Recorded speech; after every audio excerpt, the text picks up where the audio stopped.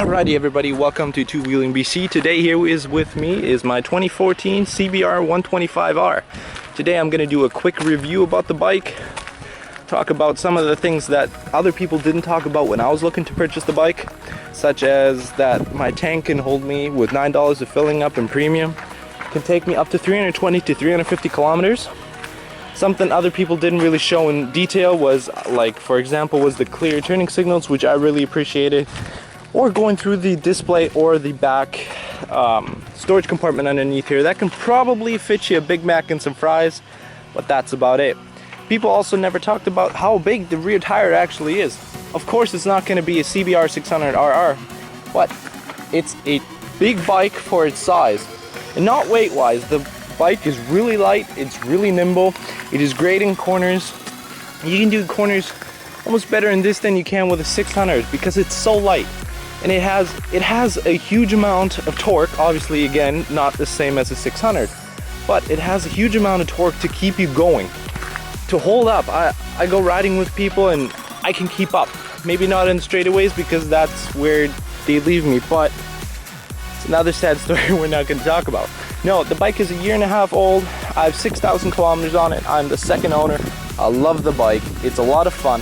I like this look of it. I like the chrome here with the Honda emblem, or as well as whatever this is attaching to the tank.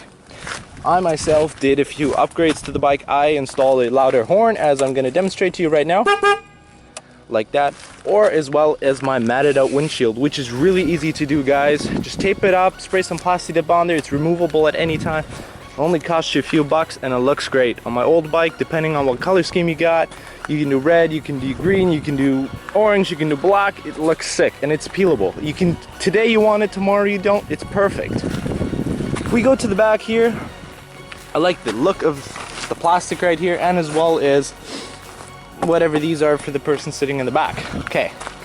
I like one of the things, I really do apologize for the bike not being clean. I did ride out here, which was not the cleanest ride. My spring, I can see my spring, there's just one. I'm out of breath from nothing. But no, it's a little bit dirty, but I'll get to washing later. The bike is truly, it's the perfect beginner bike, and it's the perfect bike. I started out on a different bike. I ride it around town, you know, I ride around town, I ride everywhere with the bike, and I cannot complain about it. Sure, the top speed may not be as fast as the 600, but the top speed of the bike is a lot faster than the speed limit there is, so you're pretty much good. I'm more on the heavier side, so the bike may be faster if you're a little bit thinner than I am, which is not that hard to be thinner than I am, but the bike is truly, I find it cool. I like it. I got a lot of compliments on the bike, the look of it, the nice tricolor with the black, with the white, with the blue and the red, my exhaust, which I really like, and it's dirty and I don't like it now, but the whole bike has a nice look to it. I will put some pictures in right here to just show you how great it really looks.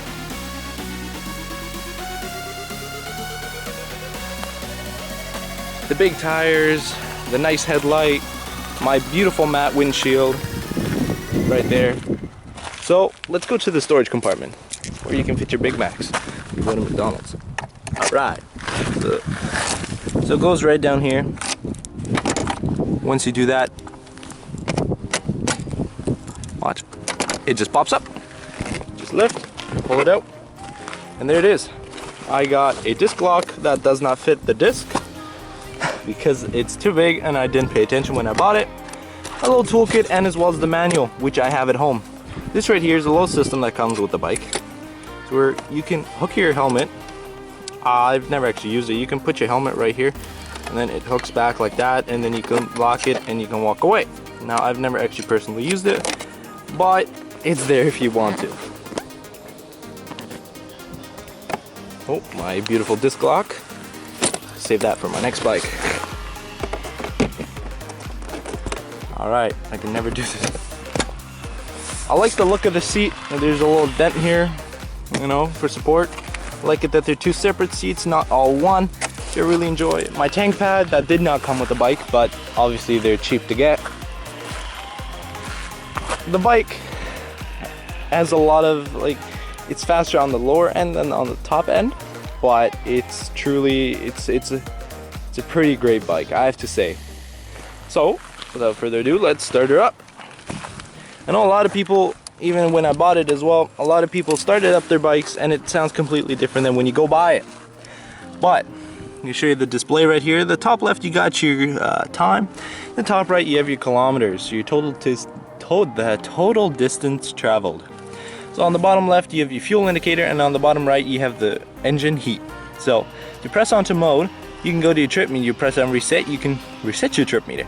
You can also change all the units into miles per hour if you are out of Canada or in the United States, or in, I don't know where else they use miles per hour, but I'm gonna start her up.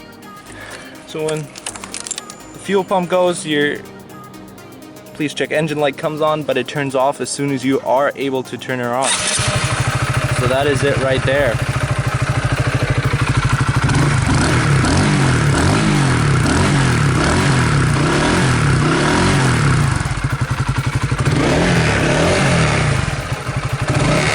Not gonna rev too high. Engine is cold, I don't know why, I just wrote here, but that is it, ladies and gentlemen. That is my 2014 Honda CBR125R. Great looking bike. It's cheap on insurance, cheap on gas, and it's just beautiful.